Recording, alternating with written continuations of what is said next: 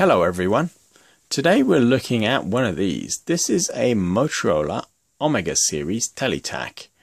I say it's a Teletac because it's got a flip, and normally Motorola phones like this that have a flip are actually referred to as Microtac. I guess this must have been a crossover phone because it's got a real strange looking flip. If you compare that to a normal DPC 550, that's the flip of a 550, and certainly this doesn't look anything like it. So I'm not sure whether to refer to this as a Teletac or a Microtac. Certainly, if you compare that to the flip of a thin flip phone like a Digital Light, again, somewhat different looking. I guess maybe they experimented with different kinds of flips, and this was a result of some lab technician doing some butchering on a prototype, maybe. I mean, the phone itself does actually look exactly like a Teletac.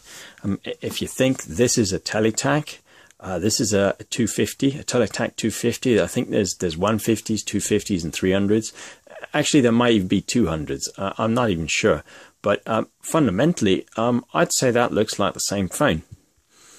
It's got the real strange keypad layout from the Micro Digital. I don't know if you checked out my other video about it. This is a Microtac Micro Digital, and for some reason they decided to go with the recoil, store, and clear on the right hand side, as opposed to having all the function buttons at the bottom and the number keys at the top.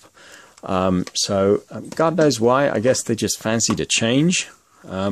If you think some of the other Teletacs, the higher end ones like this Premier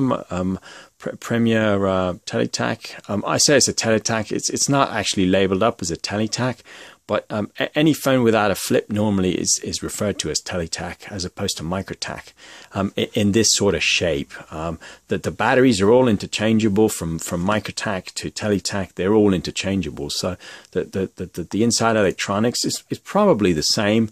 Certainly the rear of the phones of the Teletacs and the Microtacs are all the same because the batteries match.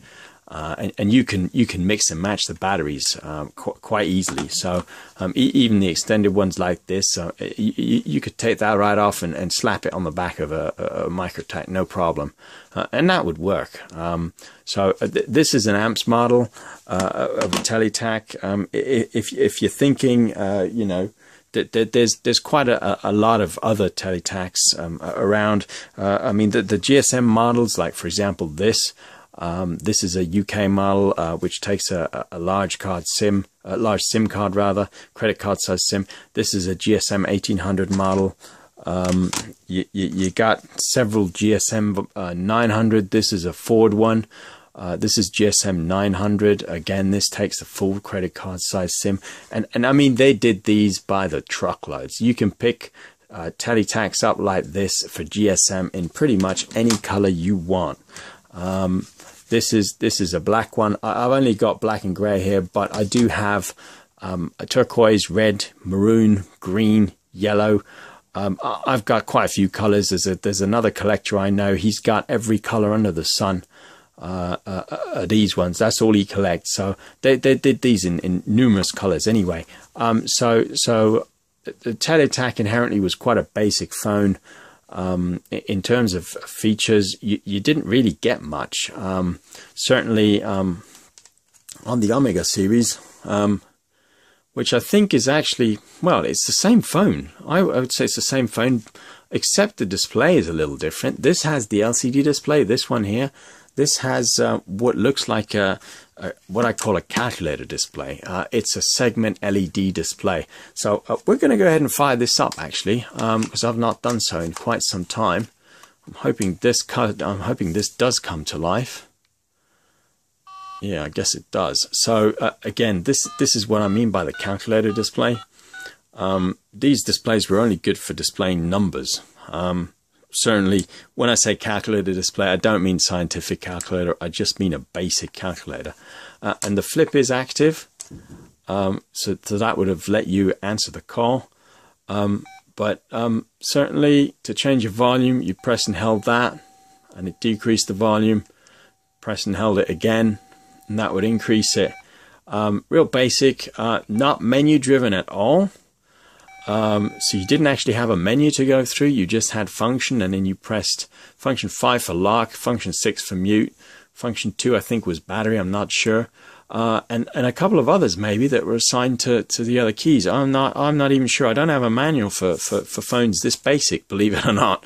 At the time it didn't really occur to me to start buying these. I've only started buying these since I've got every other model of the thick flip phone like this, and pretty much all the other models of the thin flips. Like you know, when I say thin flip Microtac, I mean like the digital light, the E-light, the digital light, the ultralight, the Microtac 2, the Microtac 2 Platinum. I'm pretty sure I've got all of them. Obviously, if you know of a model that I don't have, let me know, because I'm going to be pretty knocked off if there's a hole in my collection. But anyway, that's beside the point. Certainly, like I said, these are pretty basic. You can't really do much with them because these operate on amps. And these were launched mid-90s, mid to late 90s. So I think this is in 1996. I think they were launched between 1994 and about 1998. Certainly, I don't think these are common, purely because at the time, certainly towards the latter stage of when these were when these were available, they had already released the StarTAC, and the StarTAC was legendary at the time. People were queuing up to buy that phone. And why not? I mean, if you had the choice between this and a StarTAC, which actually I should have got one out to show you the size difference. I do have quite a few. I didn't think about doing that before this video, but the StarTAC was you know a quarter of the size maybe of that, and probably a sixth of the weight. So people were lining up to buy that instead of having one of these. So and that's probably why these didn't really sell much. Partly also because this looks like a very ugly phone, if you ask me, in my opinion. So it's got the usual flexible plastic bit of antenna, which actually ain't a real antenna. The real antenna is a coil in here. No volume buttons on the side, and that's pretty much all I can say about this. Don't know if we can check how many minutes this has on it. So this has only got 47 minutes on it. So this has been used for less than an hour in its whole life, which probably